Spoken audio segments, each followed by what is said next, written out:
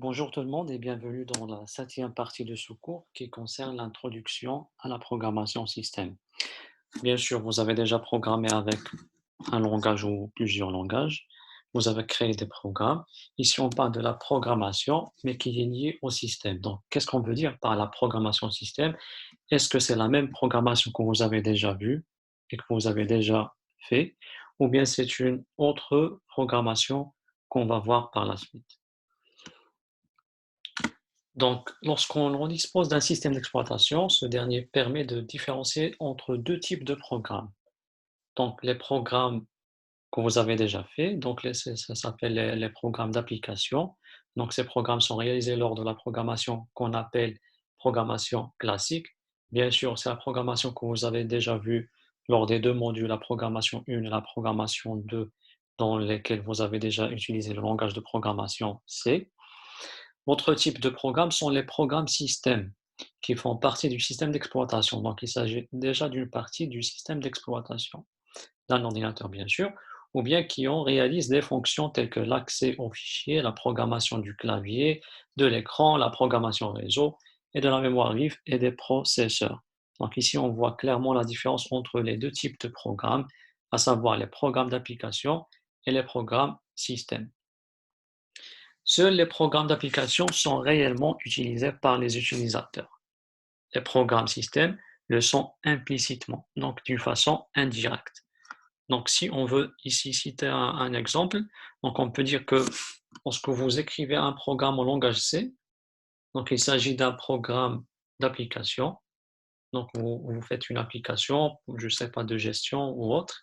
Donc, il s'agit d'un programme d'application, mais que pour votre programme puisse s'exécuter, on est obligé d'utiliser un autre programme qui va le convertir en langage machine. Ce programme, c'est le compilateur. Donc, votre programme qui est en langage C, c'est un programme d'application, et le programme qui va le traduire en langage machine, c'est-à-dire le compilateur, c'est un programme système, parce qu'il entre en communication avec le système. Bien sûr, dans la suite, puisqu'il s'agit d'une introduction à la programmation système, on ne va pas pouvoir tout voir. Donc, on va s'intéresser et se concentrer surtout sur les processus. Et tout ce qu'on va voir dans la suite de ce cours concernera le système d'exploitation Linux. Donc, ici, on rappelle la définition de programme et de processus qu'on a déjà vu dans la deuxième partie. Et bien sûr, on a déjà comparé les deux. Nous avons dit que le programme, c'est un élément qui est statique. Pourquoi? Parce qu'il est stocké sur une mémoire de masse. Il ne change pas d'état, c'est pour ça qu'il est statique. Alors que le processus, on a dit que le processus est un élément dynamique. Pourquoi? Parce qu'il change d'état. Donc, une fois il est chargé en mémoire, donc il devient un processus. Elle est dans l'état actif, ensuite elle est élue, ou bien en attente, ensuite elle est élue, donc elle est active, il va s'exécuter, et ainsi de suite. Par la suite, il sera bloqué, je ne sais pas, pour faire des entrées-sorties, et ainsi de suite. Donc il change d'état, c'est pour ça qu'on l'appelle dynamique, alors le programme, il est appelé statique. Donc ici, on rappelle les deux définitions. Donc le programme, c'est un fichier exécutable stocké sur une mémoire de masse, disque dur ou clé USB ou autre. Pour son exécution, il est chargé en mémoire centrale. Bien sûr, pour qu'elle s'exécute, on est obligé de le charger en mémoire centrale et ensuite pour qu'il puisse passer et s'exécuter sur l'unité centrale. Alors pour le processus qui est appelé process en anglais, c'est un concept central dans tout système d'exploitation. C'est un programme en cours d'exécution. Bien sûr, on a un programme au départ. Une fois il est chargé dans la mémoire, ça devient un processus, c'est-à-dire un programme à l'état actif. C'est l'image de l'état du processeur et de la mémoire pendant l'exécution du programme, bien sûr. Est-ce qu'il occupe l'unité centrale ou bien elle est au niveau de la mémoire centrale et ainsi de suite. C'est donc l'état de la machine à un instant donné. Bien sûr, on continue toujours avec la définition de processus. Donc, il est décrit par plusieurs éléments. Un espace mémoire pour le programme et les données, on a déjà parlé de ça. Donc, nous avons vu le segment de données, le segment de code, les variables locales, globales plutôt et statiques. En plus de ça, nous avons les attributs. ce sont des informations liées au processus, telles que l'identifiant de processus, et un contexte matériel, tel que les registres du processeur et la traduction d'adresse que nous avons déjà vu, la traduction d'adresse à partir d'adresses virtuelles en adresse physique grâce à la MMU. Ensuite, ici, on parle de ce que nous avons déjà vu, c'est la commutation de contexte. Nous avons dit qu'à chaque fois, on a parlé de PCB du processus. Nous avons dit qu'à chaque fois que le processus prend le processeur, donc on va charger son PCB. À chaque fois qu'il doit quitter l'unité centrale, on doit sauvegarder l'état dans lequel il va laisser, ou bien dans lequel il va quitter l'unité centrale. On va charger toutes les informations et son état dans le PCB avant de quitter l'unité centrale. Donc, à chaque fois qu'un processus est retiré du processeur, donc ici, on suppose qu'il était en train de s'exécuter sur le processeur, il a consommé sa tranche de temps, le quantum que nous avons déjà décrit l'autre fois. Donc, une fois il a consommé cette tranche de temps, il doit normalement libérer l'unité centrale ou bien le processeur pour un autre processus. Donc, avant de faire ceci, donc son contexte doit être sauvegardé, c'est-à-dire les variables, l'état des registres, les fichiers qui ont été ouverts, l'espace mémoire et autres informations. Une fois ils sont sauvegardés sur le PCB, bien sûr, par la suite, il pourra libérer le processeur. Une fois le processeur, bien l'unité centrale est libre, un autre processus va la prendre et donc on doit charger le contexte du nouveau processus qui va prendre le processeur. Donc, le deuxième point, qu'un processus est mis sur le processeur, bien sûr, son contexte doit être restauré pour reprendre l'exécution à partir de la dernière instruction où on a quitté l'unité centrale. C'est la commutation de contexte que nous avons déjà vu. Pour les relations qui existent entre les processus, on peut citer deux types de relations. Deux processus peuvent être concurrents, bien entrer en compétition, comme ils peuvent être des processus coopératifs ou bien entrer en coopération. Donc, commençons par la première relation, c'est la compétition. Donc, situation dans laquelle plusieurs processus doivent utiliser simultanément une ressource à accès exclusif, c'est-à-dire un et un seul processus peut l'utiliser. Donc, ici, on peut citer par exemple l'imprimante. Donc, une fois un processus veut imprimer par exemple un fichier, donc il prend l'imprimante et aucun autre processus ne pourra la prendre. Donc, s'il y a un autre processus qui veut imprimer un fichier, il doit faire la queue et attendre jusqu'à ce que le premier libère l'imprimante pour pouvoir imprimer son fichier. Un deuxième exemple qu'on a déjà vu, donc c'est l'accès à l'unité centrale. Donc, nous avons plusieurs processus qui veulent s'exécuter. Et bien sûr, puisqu'on a parlé du pseudo-parallélisme, on n'a qu'un seul processeur, on n'a pas plusieurs.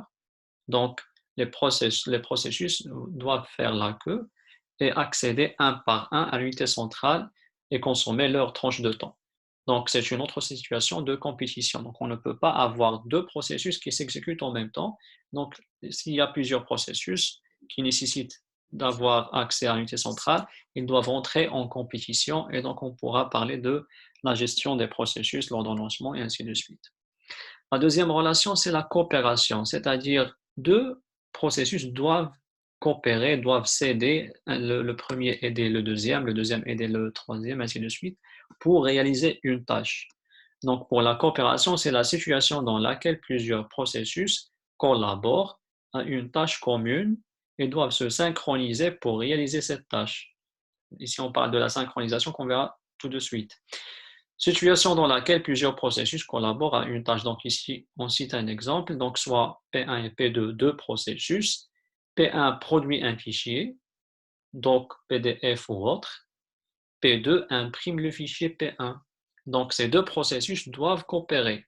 Le processus P2 ne peut pas imprimer le fichier si le P1 n'a pas encore produit le fichier. C'est pour ça qu'ils doivent faire une synchronisation, c'est-à-dire le P2 doit attendre jusqu'à ce que le P1 produise le fichier, ainsi il peut l'imprimer. Sinon, il ne peut pas passer avant le P1 et imprimer un fichier qui n'existe même pas.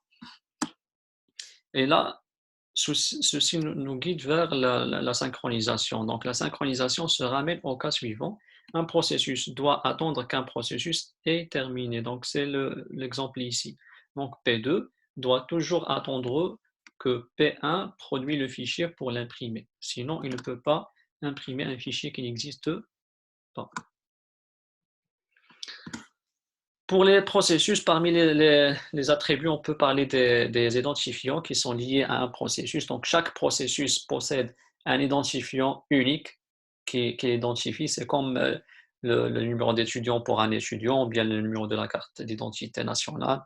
Donc, c'est exactement la même chose. Et donc, chaque processus possède un identifiant unique qui est appelé le PID, Process Identification. Donc, c'est un numéro qui identifie le processus d'une façon unique. En plus de son identifiant, le processus possède l'identifiant de son utilisateur, User ID, et l'identifiant du groupe, c'est le GID. Et finalement, il possède même l'identifiant de son père, c'est-à-dire le processus qu'il a créé. On va voir par la suite cette relation de père et fils et le processus qui a créé un fils, on va la voir par la suite. Donc, il faut garder en tête qu'on a 3 ou bien 4 identifiants. C'est l'identifiant du processus, de son père, de son utilisateur et de son groupe. Donc, 4 identifiants. Comment récupérer ces identifiants? Bien sûr, grâce à quelques primitives d'identification, à savoir la primitive ou bien la fonction getPID, qui renvoie le numéro du processus en cours. Donc, à chaque fois que je suis en cours à l'intérieur d'un processus, et j'appelle la fonction getPID, cette fonction va me renvoyer le PID du processus qui est en cours d'exécution. Ici, j'appelle toujours au sein du même processus, j'appelle la fonction getPPID, parent process ID. Donc, cette fonction, elle va me renvoyer l'identifiant du père du processus qui s'exécute, c'est-à-dire le processus qui a créé le processus qui est en cours d'exécution.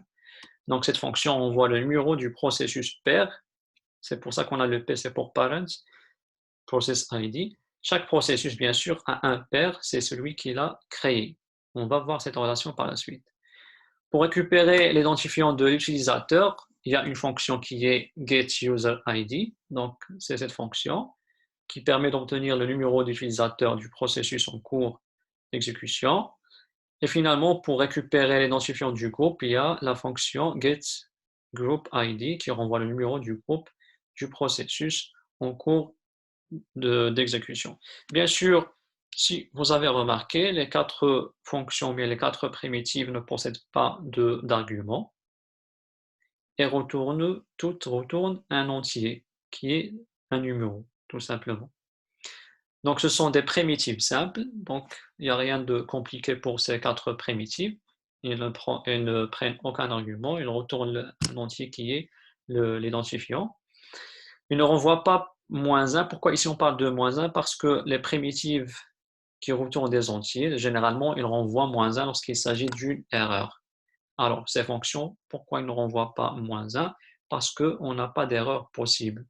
Je suis à l'intérieur d'un processus et j'appelle la fonction getPID, automatiquement cette fonction va me renvoyer son numéro. Il n'y a pas une raison pour retourner -1, il n'y a pas une raison pour avoir une erreur. C'est pour ça que ces 4 primitives, généralement, ne renvoient pas -1. Pourquoi? Parce que tout simplement, pas d'erreur possible.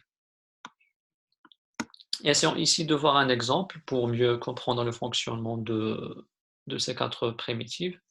Bien sûr, ici, nous avons déclaré 4 variables, PID, PPID, UID et GID. Ici, si vous avez remarqué, le type de ces variables, c'est PID T, UID T et GID T. Ces 3 types, ce ne sont autres que des entiers. Okay? Donc, ça, c'est un entier, ça, c'est un entier, ça, c'est un entier, puisque les primitives retournent un numéro, donc qui est un entier. Donc, ces 3 types, ce n'est autre que des entiers. Ensuite, j'appelle la première primitive getPID. Je suppose que ici, je suis en train d'écrire le corps d'un processus. Et ensuite, donc, je vais appeler, au sein de ce processus, je vais appeler les 4 primitives qu'on vient de voir. Donc, je vais commencer d'abord par appeler la primitive getPID pour récupérer l'identifiant de ce processus. Donc, je stocke la valeur retournée dans la variable PID et ensuite, je vais essayer de l'afficher.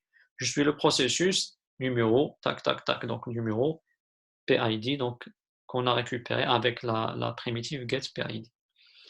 Ensuite, j'appelle encore une fois la primitive getPPID pour récupérer l'identifiant du père ou bien du parent du processus en cours.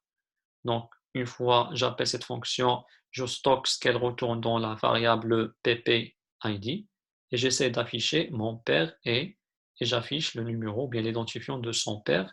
Ensuite, je fais de même pour récupérer l'identifiant de l'utilisateur et je l'affiche mon propriétaire, donc ici. Donc, c'est le numéro de l'utilisateur. Et finalement, je récupère le numéro du groupe et je l'affiche. Généralement, c'est comme ça qu'on va utiliser ces 4 primitives. À chaque fois que je veux récupérer l'identifiant, je dois appeler l'une de ces 4 primitives. Ça dépend de ce que je veux exactement récupérer. Est-ce que c'est l'identifiant du processus en cours, ou bien c'est l'identifiant de son père, ou bien c'est l'identifiant de son utilisateur, ou bien de son groupe. Maintenant, on va parler de la création de processus. Comment on crée, à quoi ça consiste la création d'un processus et comment on va créer un processus. Donc, créer un processus, ce n'est autre que dupliquer le processus. C'est comme si on va le prendre et on va créer une copie conforme. On va faire une photocopie de notre processus. C'est ça la création de processus. Je prends le processus et je vais le dupliquer. Mais puisque le processus, nous avons dit qu'il s'agit d'une mémoire, plus un ensemble d'attributs, plus un contexte matériel, et ici on a parlé de dupliquer le processus, donc tout ce qui compose le processus sera dupliqué. Donc presque tout est dupliqué, à savoir la mémoire sera dupliquée, donc les variables utilisées par le premier processus seront dupliquées pour le deuxième processus qui sera créé par la suite. Les attributs, les registres de l'unité centrale aussi seront dupliqués. Donc presque tout sera dupliqué à part les fichiers qui seront partagés.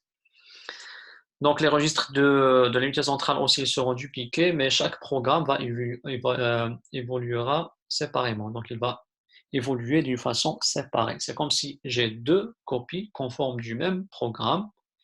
Les variables sont dupliquées, ils n'ont aucune relation à avoir, donc ils sont séparés. Les registres aussi. Les 2 programmes vont avancer, vont évoluer séparément. Il y aura des fichiers qui seront partagés entre les 2. Et donc, comment on va créer?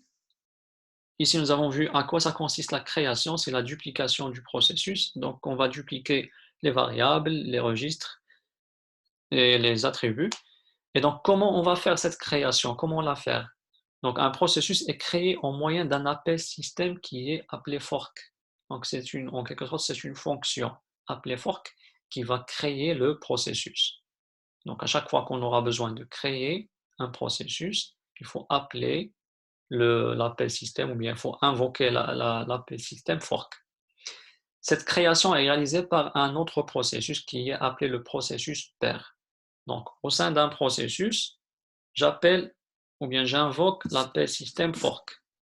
Ceci va créer un processus fils et le processus qui a invoqué l'appel système s'appelle le processus pair. Bien sûr, ici, on rappelle ce que nous avons déjà vu lors de la première ou bien la deuxième séance, lorsqu'on a parlé de démarrage du système, comment le système démarre. Bien sûr, nous avons dit que lors du démarrage du système, il y a le processus init pour l'initialisation qui est lancé le premier. C'est le premier processus qui est lancé lors du démarrage d'un système d'exploitation. Et bien sûr, les autres processus seront des descendants de ce processus-là, le processus init. Donc, on parle d'une sorte de hiérarchie ou bien d'arborescence. Les autres processus, ils sont liés ou bien ils sont des descendants directs ou bien indirects de ce processus init. Donc, ou bien ils sont des fils de ce processus, ou bien ils sont des descendants indirects de ce processus. C'est comme si on a une structure d'arborescence, on a la racine, c'est le processus init qui est mis au niveau de la racine de cette arborescence, et tout le reste des processus seront des descendants de ce processus. Donc ici, on parle de notion d'arborescence et de descendance. Bien sûr, on parle de descendants et d'ancêtres des processus. Et donc, par la suite, la relation entre père et fils. C'est comme ce que vous avez déjà vu, ou je suppose que vous l'avez déjà vu dans le cours de structure de données, lorsque vous avez parlé des arbres binaires, ou bien les arbres binaires de recherche. Les arbres d'une façon générale, vous avez la racine, vous avez les fils. Les fils, ils ont des fils, et les fils, ils ont des fils jusqu'au dernier niveau où on a des feuilles. Donc, c'est exactement la même chose. La racine, c'est le processus init. Et ensuite, il y a des processus qui sont des fils de ce processus init. Et ensuite, il y a des processus qui sont des fils de init, et ainsi de suite. Et bien sûr, cet arborescence admet un ancêtre unique, c'est la racine, et commun à tous, c'est le processus init. Alors, on va essayer de voir davantage l'appel système de fork pour voir comment on pourra créer des processus à l'aide de cet appel système. Donc, déjà, c'est l'appel système fork, il est déclaré dans cette bibliothèque.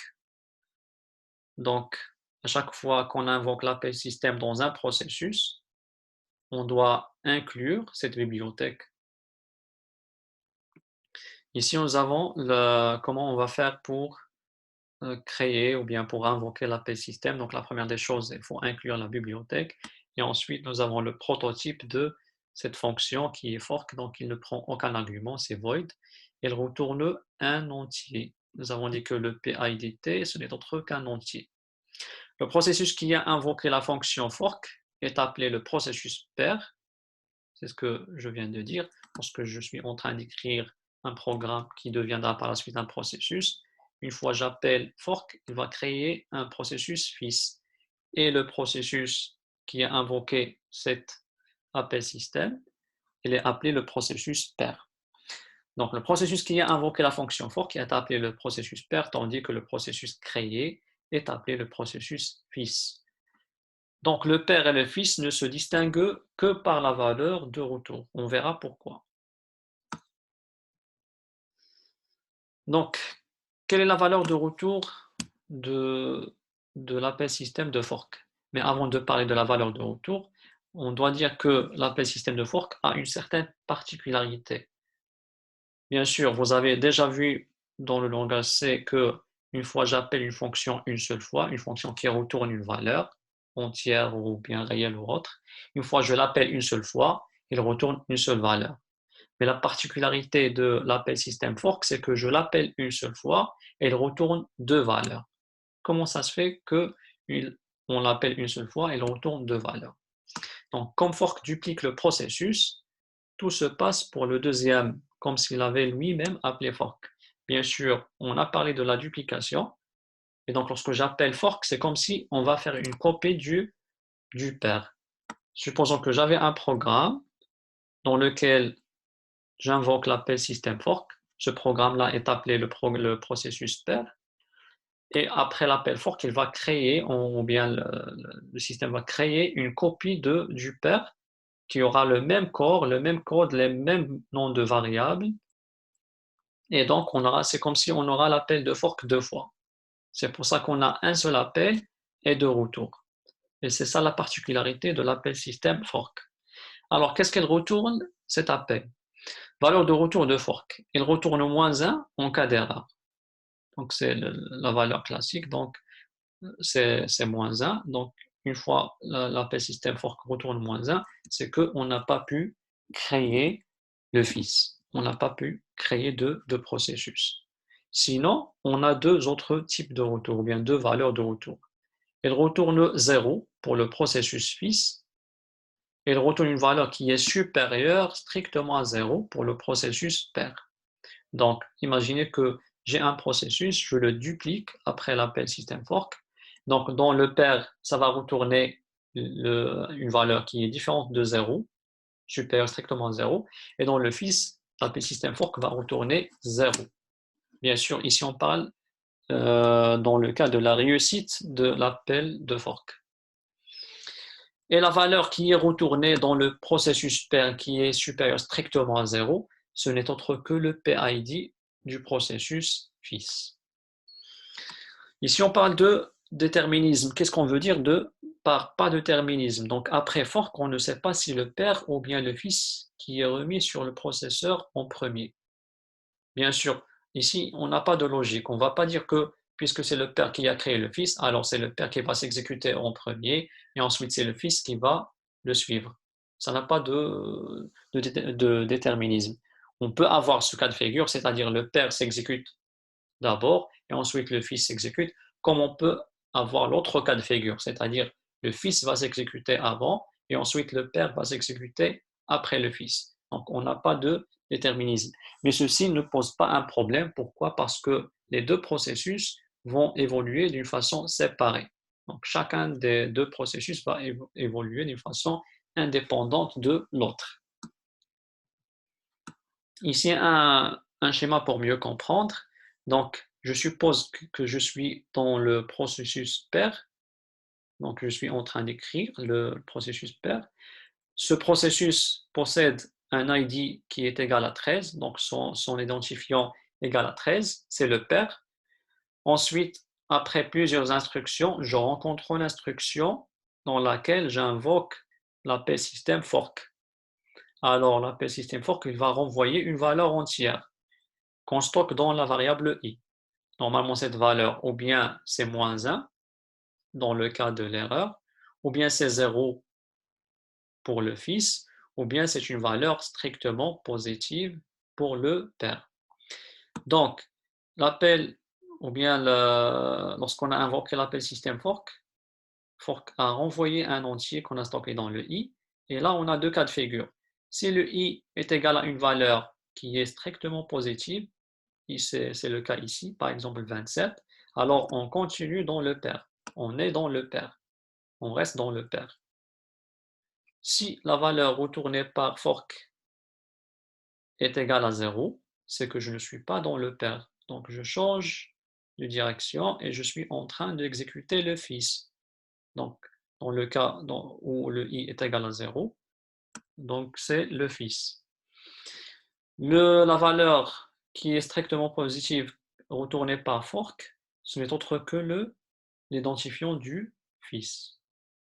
C'est pour ça que j'ai ici le pair ID qui est égal à 27.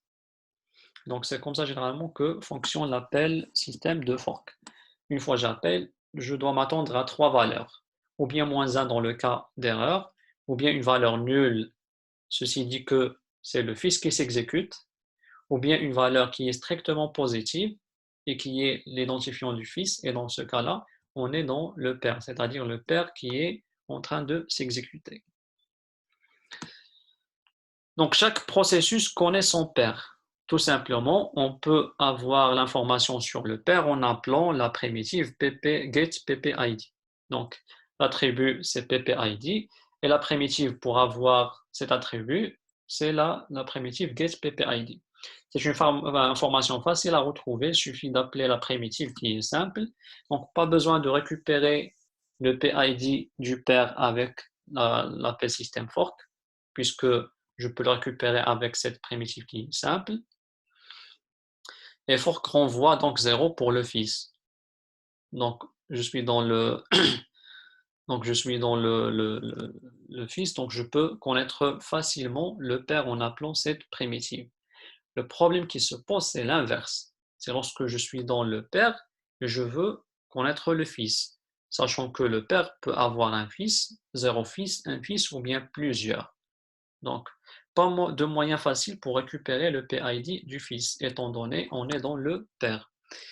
Il peut y en avoir beaucoup, donc plusieurs fils, donc lequel renvoyer. Lorsqu'on appelle le, lorsqu'on appelle le, bien sûr, on n'a pas ici de primitive à appeler pour avoir le fils, donc pas d'attribut et pas de primitive. Donc, comment récupérer l'information sur l'identifiant du fils? Le seul moyen de récupérer le PID du fils, c'est l'appel fork, parce que fork, lorsqu'on est dans le père, la fonction renvoie le PID du fils. Ici, on a plusieurs fils, à chaque fois, il faut récupérer la valeur retournée par fork et la stocker dans une variable différente de l'appel précédent. Comme ça, pour chaque fils, on va stocker son PID dans une variable différente des autres fils. Fork renvoie au père le PID du fils, bien sûr, c'est pour ça qu'il faut stocker ce que la fonction fork renvoie dans des variables différentes pour ne pas écraser le PID des fils précédents. Donc, voici ici l'utilisation classique sans gestion des erreurs pour l'appel système fork. Généralement, ici, bien sûr, on a plusieurs instructions et on arrive ici à l'instruction dans laquelle on invoque l'appel système fork. Ceci retourne une valeur entière.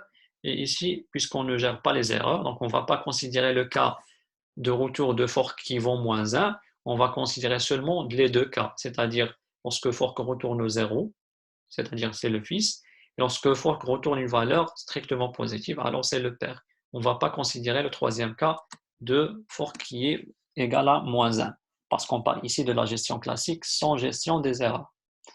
L'utilisation plutôt classique sans gestion des erreurs. Alors, si ce que la fonction fork retourne est différent de 0, c'est qu'il s'agit d'une valeur qui est strictement positive, et dans ce cas-là, c'est le pair. Donc, exécution du code correspondant, processus pair. Else, ceci dit que fork égale à 0. Lorsque fork retourne une valeur qui est égale à 0, ceci dit que ce n'est pas le père qui est en train de s'exécuter, mais plutôt c'est le fils qui est en train de s'exécuter. Donc ici, entre ces deux accolades, il faut mettre les instructions que le processus père doit exécuter, et entre ces deux accolades, il faut mettre les instructions que le processus fils doit exécuter. Un exemple concret pour mieux comprendre. Donc ici, le processus père crée un fils. Ensuite, chaque processus affiche son identifiant et le programme se termine. Alors, il faut inclure la bibliothèque pour pouvoir appeler fork. Ensuite, j'ai le programme principal. Ça, c'est le processus père. Ensuite, j'appelle fork et je stocke ce que l'appel système fork retourne dans une variable qu'on a nommée PID. Ensuite, il faut faire le test. Si PID est différent de 0, c'est que c'est une valeur qui est strictement positive et donc c'est le processus pair qui doit s'exécuter. C'est pour ça que j'affiche je suis le pair, mon PID est getPID pour récupérer son identifiant. Le PID de mon fils est, c'est ce que la fonction fork retourne, parce que nous avons dit que lorsque la valeur retournée par fork est différente de 0, alors il s'agit bien du PID du fils. C'est pour ça qu'on a affiché ici le PID. C'est ce que la fonction retournée, on l'a mis dans PID et on l'affiche ici. Donc, pour récupérer l'identifiant du père, il suffit d'appeler getPID, parce qu'on est dans le père. Et pour récupérer l'identifiant du fils, il suffit d'afficher ce qu'on a dans la variable PID, puisque fork a retourné cette valeur. Lorsque PID est égal à 0, c'est que ce n'est pas le père qui s'exécute, c'est le fils qui s'exécute, et dans ce cas-là, on doit passer pour exécuter les instructions du fils. Donc j'affiche je suis le fils, mon PID est getPID, et pour récupérer le PID du fils, il suffit d'appeler la primitive getPPID, tout simplement. Alors ici, essayons de voir la suite de l'exemple. Donc nous avons exécuté en ligne de commande ce programme. Le programme est appelé testfork. Bien sûr, on l'a déjà compilé. Ici, on appelle cette instruction ou bien cette commande pour l'exécuter. Qu'est-ce qui va s'afficher? Ici, on suppose que c'est le père qui va s'exécuter avant le fils, alors que ce n'est pas toujours le cas. On peut avoir le cas où le fils s'exécutera avant le père. Donc ici, nous avons considéré que c'est le père qui s'exécute en premier. Donc je suis le père, mon PID est 1320 et le PID de mon fils est 1321. De même pour le fils, je suis le fils, mon PID est 1321 et le PID de mon père est 1320. Donc ici, nous avons trois remarques. Donc après l'appel de la fonction fork, le processus père continue l'exécution du même programme. Donc, je vais revenir en arrière. Donc, une fois j'ai appelé fork, on a supposé que le père s'exécute en premier. Donc, une fois on a ceci, lorsqu'on appelle, c'est comme si on a le programme qui est dupliqué. On a ce programme et on a une copie de ce programme. À chaque fois que j'appelle fork, on fera une duplication du programme. On considère que j'ai ce programme et j'ai une copie de ce programme qui va s'exécuter.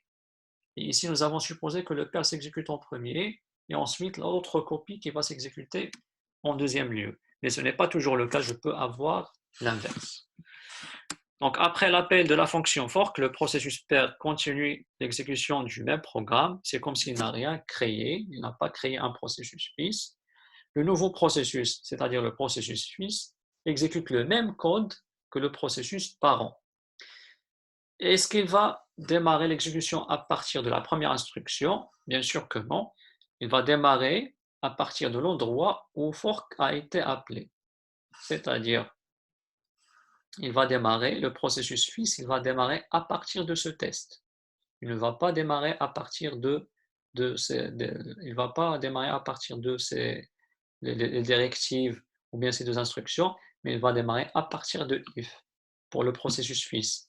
Une fois il compare if, il compare le PID avec 0, il trouve que ce n'est pas différent de 0 parce qu'on est dans le fils, il trouve que c'est égal à 0, donc il va sauter, il va exécuter ces deux instructions.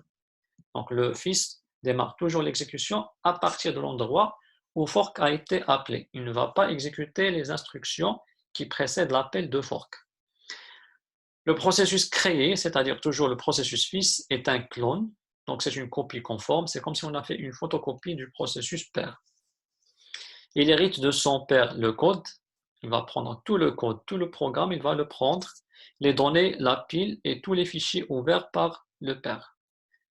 Mais attention, les variables ne sont pas partagées. Donc les fichiers seront partagés, mais les variables seront dupliquées. Et chaque processus va travailler avec ces variables indépendamment de l'autre. Donc le père va prendre ces variables et travailler avec indépendamment du fils. Et de même pour le fils. Le fils va prendre ces variables, il va travailler avec indépendamment du père. Les fichiers sont partagés entre les deux. Bien sûr, les variables ils sont considérées comme étant des variables locales. Pour le père, ces variables sont des variables locales au père, et pour le fils, ces variables ils sont locales au fils. Alors maintenant, essayons de voir la gestion des erreurs. Nous avons vu les deux cas, le cas d'un retour de fork qui vaut 0, c'est le fils, et le cas de retour de fork qui est différent de 0, qui est une valeur qui est strictement positive. Et on n'a pas traité le cas d'une valeur de fork qui vaut moins 1, c'est-à-dire le cas de l'erreur. Donc c'est ce qu'on va essayer de voir sur les slides qui vont suivre. Donc dans le cas où une fonction renvoie moins 1, c'est qu'il y a eu une erreur. Par exemple, si on prend le cas de fork, si fork retourne moins 1, c'est que fork n'a pas pu créer le fils. Et donc, c'est qu'il y a une erreur. Lorsque c'est le cas, donc un code de cette erreur, il sera placé, il sera stocké dans une variable globale appelée rno. Donc, on a une variable globale, il existe, son nom c'est rno, il est déclaré dans le fichier rno.h. À quoi sert cette variable? À chaque fois qu'une fonction rencontre un problème et retourne au moins 1, un code d'erreur sera automatiquement stocké dans cette variable. Et comment le savoir? C'est en utilisant une autre fonction pour récupérer ce code qui a été stocké dans cette variable. Donc, déjà, il faut garder en tête qu'on a une variable globale qui est appelée rno et qui est déclarée dans le fichier rno.h et dans laquelle un code d'erreur sera stocké à chaque fois qu'une fonction n'arrive pas à faire sa tâche. Bien sûr, puisque cette variable est déclarée dans le fichier, à chaque fois qu'on veut utiliser cette variable, il faut inclure ce fichier, donc ce qui est logique. Pour utiliser cette variable, il faut inclure le fichier d'entête rno.h, donc il faut l'inclure à chaque fois qu'on veut utiliser cette variable. Et comment on va exploiter cette variable? C'est grâce à la fonction perror, ou bien perror. Donc, on a une fonction perror qui va nous aider à exploiter le code d'erreur stocké dans la variable rno. Donc, la fonction perror renvoie une chaîne de caractères. Il ne retourne pas. Donc, voici son prototype, void. Ici, il renvoie. Donc, c'est comme si on veut dire c'est l'affichage. Il va renvoyer sur le fichier sur la sortie standard des erreurs, c'est-à-dire l'écran. Il va renvoyer une chaîne de caractères décrivant l'erreur dont le code est stocké dans la variable rno. Autrement dit, la fonction perror, à chaque fois qu'une fonction rencontre une erreur et stocke le code d'erreur dans la variable rno, cette fonction, si on l'appelle perror, il va consulter la variable Erno, il va prendre le code et selon le code qu'il trouve, il va afficher le message correspondant. S'il trouve par exemple le code X, il va afficher un message. S'il trouve le code Y, il va afficher un autre message et ainsi de suite. Et donc, voici la syntaxe de la fonction PError. Elle prend une chaîne de caractères. Et qu'est-ce qu'elle va faire? Donc, la chaîne S sera placée avant la description de l'erreur. Donc, elle va d'abord afficher la chaîne de caractères donnée en argument. Ça, c'est la première des choses. Une fois elle est affichée, il va afficher 2 points suivis d'un espace. Et ensuite, il va consulter la variable Erno. Et selon le code qu'il trouve dans Erno, il va afficher un message d'erreur correspondant et il quitte.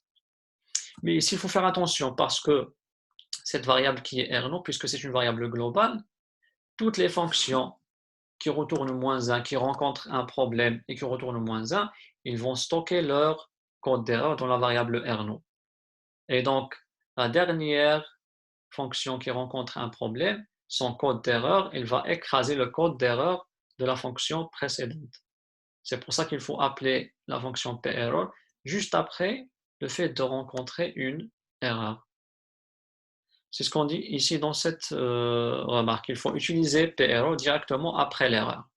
Parce que sinon, il se peut qu'une autre fonction tombe ou bien rencontre une erreur et génère un code d'erreur qui va être stocké dans la variable Erno et stocke le code d'erreur précédent. Il faut utiliser PError directement après l'erreur. En effet, si une autre fonction est exécutée mais ne réussit pas, alors c'est le code de la dernière erreur qui sera placé dans Erno et le code d'erreur de la première fonction sera écrasé. C'est comme si on a une variable d'erreur qui est partagée entre, puisqu'elle est globale, elle est partagée entre toutes les fonctions. À chaque fois qu'une fonction rencontre une erreur, il va mettre son code dans cette variable et écraser le code d'erreur de la fonction précédente. Ici, on donne le code ou bien le corps de la fonction PError pour mieux comprendre. Donc, nous avons dit que voici son prototype. Il prend une chaîne de caractères constante, un message. Il ne retourne rien. La première des choses, c'est qu'il va renvoyer le message sur la sortie standard des erreurs. C'est l'écran. Donc, autrement dit, il va afficher le message qu'on a donné en argument.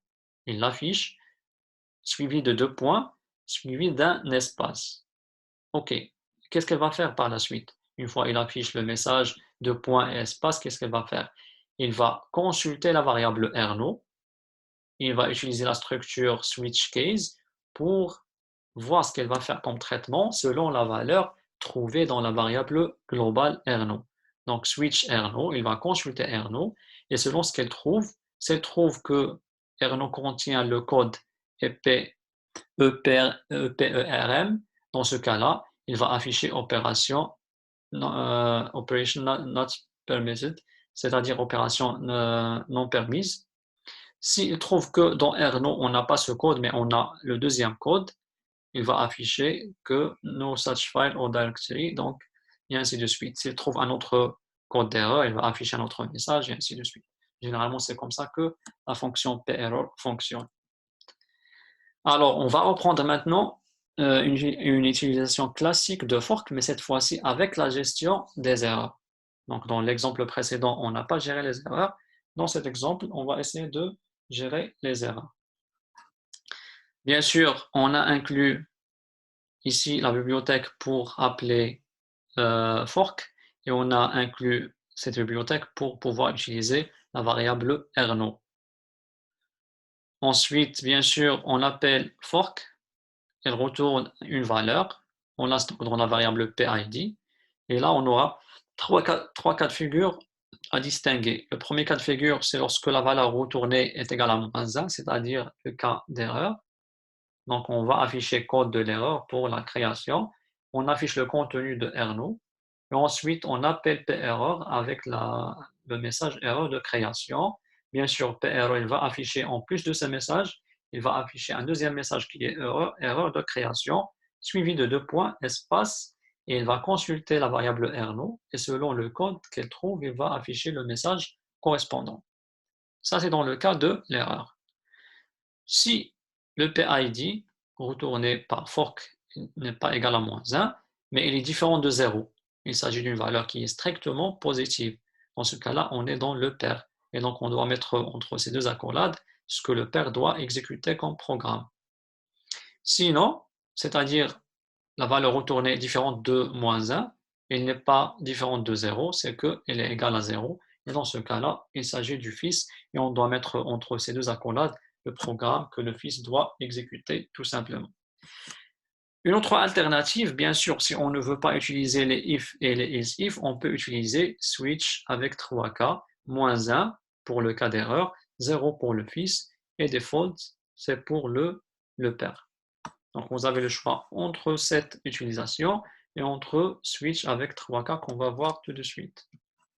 Donc voici ici une utilisation classique de l'appel system fork avec gestion d'erreur et bien sûr utilisation de la structure switch. Nous avons déclaré une variable PID, le type ici c'est PID-T, c'est un entier, une variable entière X et on a initialisé cette variable avec 1. Ensuite on appelle, ou bien on invoque l'appel system fork qui retourne une valeur qu'on a stockée dans la variable PID. Et selon la valeur de PID retournée par fork, on a 3 cas de figure. Le cas de -1, c'est-à-dire l'erreur, le cas de 0, c'est-à-dire c'est le fils, le cas qui est différent de -1 et de 0, donc c'est le père. Commençons par le cas de -0, le cas de -1. Le cas de -1, donc c'est une erreur. Ici, on voit qu'on a appelé une fonction râler. Cette fonction râler, on l'a ici. Ce n'est autre qu'une fonction qui prend une chaîne de caractères. Cette chaîne de caractères qu'on a pris en argument pour râler, on va la faire passer à la fonction perror. Donc ce n'est autre que appeler la fonction perror avec une primitive exit, c'est pour terminer le processus. On va voir cette primitive par la suite. Donc une fois on a la valeur qui vaut -1, donc voici ce qui va s'exécuter, ces deux instructions. perror avec fork comme chaîne de caractères et la primitive exit, c'est pour terminer le processus. Sinon, s'il s'agit du fils, on va placer la valeur 5 dans la variable x. Et sinon, s'il s'agit du père, on va placer 3 dans la variable x. Donc, on va essayer par la suite de voir exactement ce qui se passe lorsqu'on appelle fork. Donc, voici ce qui se passe exactement. Donc, ici, avant fork, c'est comme si on a la moitié du slide, la moitié supérieure, avant l'appel du fork, et la moitié inférieure, c'est après l'appel fork. Donc, avant l'appel fork, on a ici le corps ou bien le programme de notre processus, et on a ici les attributs. Donc ici, s'il vous plaît, faites attention, ne confondez pas le PID ici avec le PID ici. Le PID dans cette instruction, ce n'est autre qu'une variable entière dans laquelle on va stocker ce que fork retourne. Alors le PID ici, c'est l'attribut de notre processus, c'est son identifiant. Ici, on a l'identifiant, c'est 1234. C'est pour ça qu'on a 1234. Et ça, c'est l'identifiant de son père, c'est 1123. Donc, s'il vous plaît, ne confondez pas le PID ici avec le PID dans le programme. Donc, on commence, on déclare cette variable PID, ensuite on déclare la variable x qui est entière, on affecte la valeur 1 à cette variable. Ça, c'est le programme counter, c'est le registre de pointeur d'instruction. Donc, à chaque fois, il pointe sur l'instruction qu'on va exécuter par la suite. Donc, on a exécuté la première, on a exécuté la deuxième, donc il pointe sur la deuxième. Ensuite, il passe à la troisième. Une fois il passe à la troisième, il rencontre l'appel à la fonction fork. Donc, il s'agit bien de la création d'un processus fils. Donc, une fois on rencontre l'appel système fork, tout va changer. Donc, fork implique la duplication du processus. Donc, avant fork, on avait un seul programme, mais une fois je rencontre l'appel de fork, on a la duplication. On a maintenant deux programmes. Le premier, qui est le père, le deuxième, qui est le fils. Ici, vous avez remarqué, le code, c'est exactement le même. Rien n'a changé. On a pris le même code parce que nous avons dit que presque tout sera dupliqué. Le code il sera dupliqué, même les variables. Ici, la variable PID, on a la variable PID, la variable X. Lorsqu'on a créé le fils, il aura les mêmes variables. Mais ces deux variables n'ont aucune relation avec ces deux variables. Ces deux variables sont locales au processus père et ces deux variables sont locales au processus fils. OK. Essayons maintenant de comprendre. Donc, le pointeur d'instruction était au niveau de cette instruction, x égale à 1. Ensuite, on a rencontré l'instruction dans laquelle on a appelé fork. Le pointeur d'instruction passe ensuite à l'instruction switch.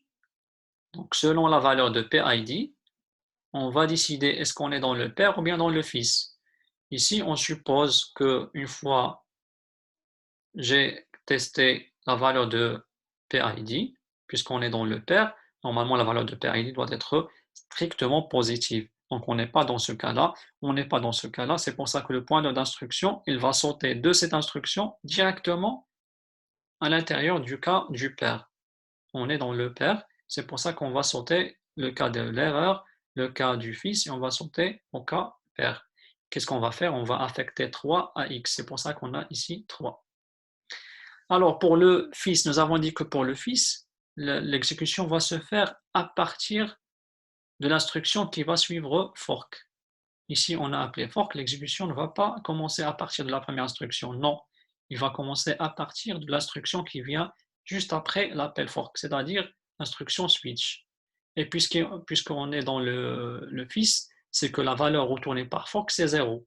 C'est pour ça que switch, lorsque on va comparer le PID ici, automatiquement, on aura égal à 0. On est dans le fils.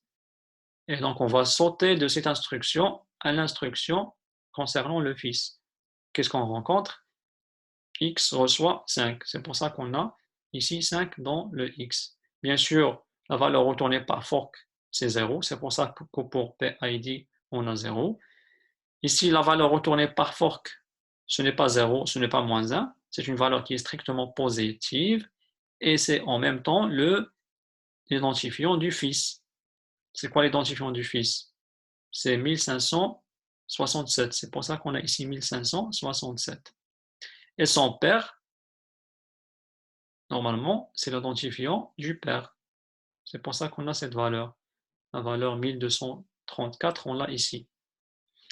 Voilà, donc c'est comme ça que la fonction ou bien l'appel système fork fonctionne. Donc nous avons vu les deux versions, sans gestion d'erreur, avec gestion d'erreur.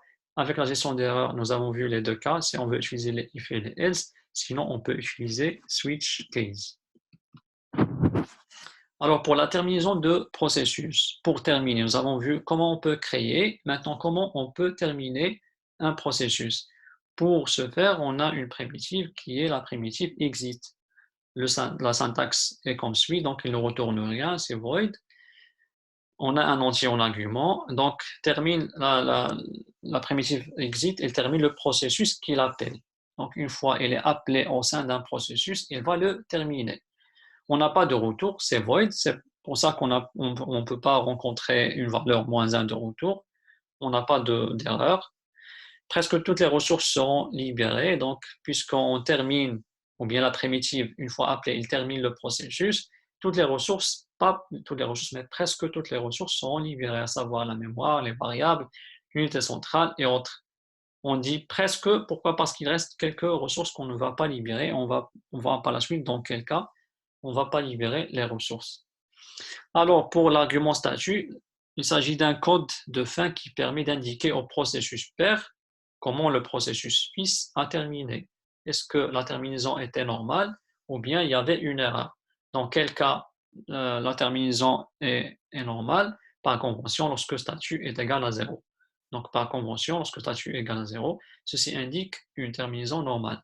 Ici, la valeur différente de 0, c'est qu'il y a eu une erreur.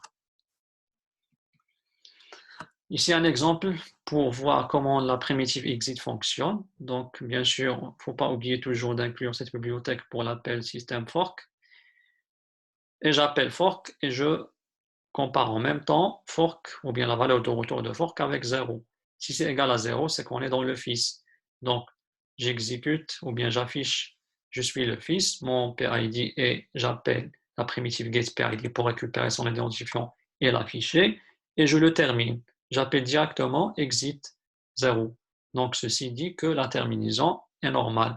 Donc lorsque le processus aura le code de statut qui est égal à 0, il saura que le fils a bien terminé ou bien il a terminé d'une façon normale et donc il va exécuter le reste et va se terminer par la suite.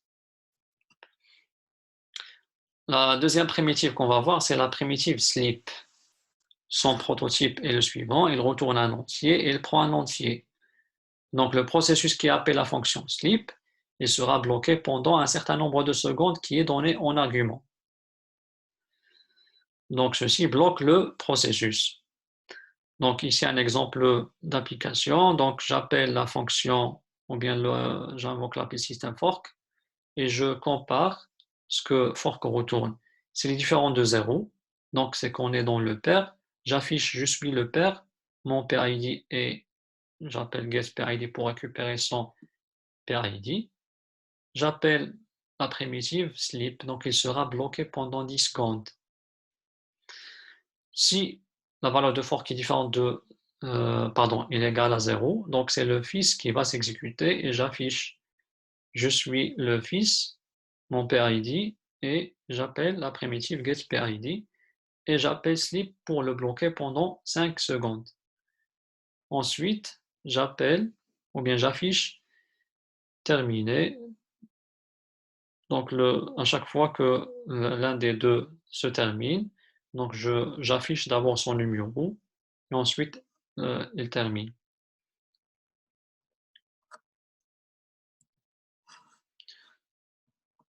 Donc ici, on va compiler, exécuter le programme. On l'a appelé testsleep.c. Ici, normalement, c'est testsleep et non pas fork. Donc, je dois rectifier. Donc, testsleep et non pas fork. Donc, je compile et j'exécute. Donc, je lance le programme testsleep, normalement, en background, et je lance la commande dans l'interpréteur de commande, la commande ps-f. Donc, c'est comme si on va lancer deux programmes. Le premier, c'est l'exécutable du programme testsleep. Le deuxième, c'est la commande. Voilà, donc je lance les deux. Et qu'est-ce qu'on aura au niveau de l'affichage? Puisqu'on a lancé le programme en premier, suivi de la commande. Alors, qu'est-ce qu'on a ici? Je suis le fils. Donc ici, on suppose que c'est le fils qui s'exécute en premier, contrairement à l'exemple dans lequel on a vu que c'est le père qui s'est exécuté en premier. Nous avons dit qu'on n'a pas de déterminisme. On ne peut pas savoir lequel des deux va passer au processeur le premier. Est-ce que c'est le père ou bien c'est le fils? Parfois c'est le père, parfois c'est le fils. Donc ici, nous avons supposé que c'est le fils qui s'est exécuté le premier. Donc, c'est comme si j'ai comparé la valeur de fork, j'ai trouvé que c'est égal à 0, donc ce n'est pas le père qui va s'exécuter et on va sauter. Je vais afficher, je suis le fils, et on affiche son identifiant, et après le fils sera bloqué pendant 5 secondes.